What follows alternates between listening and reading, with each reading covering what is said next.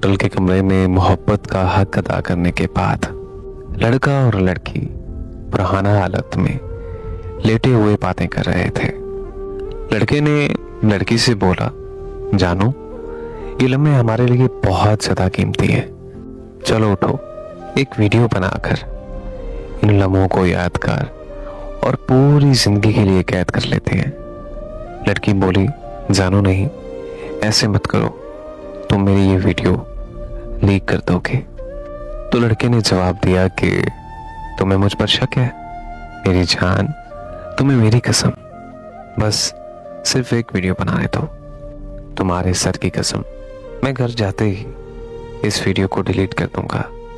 लड़की बोली, जानो, तुम सर की कसम मत खाया करो। चलो कोई बात नहीं, तुम वीडियो बना लो।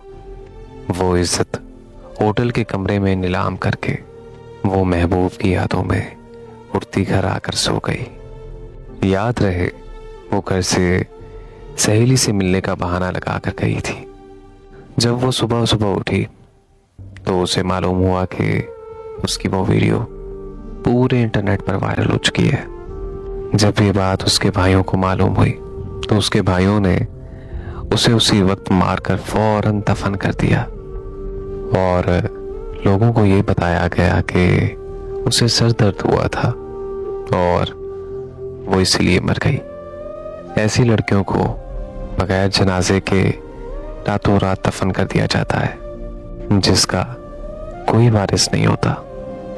ये जो मैं आपको बता रहा हूं, ये कोई कहानी नहीं है, बल्कि एक सच्चा वाकया है। और ना जाने ऐसे वाकयात पता नहीं कितनी लड़कियों से हो चुके हैं।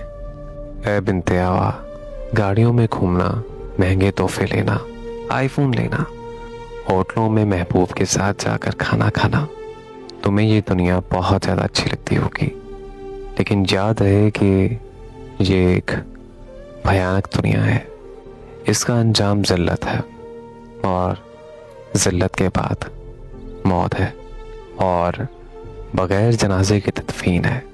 ऐ बिन्ते हवा, आपके बाबा ने ज़माने की खाक छानकर आपको जवान किया है, आपको अच्छे से अच्छा पहनाया, अच्छे से अच्छा खिलाया, आपको तालीम दिलवाई, किसी काबिल बनाया।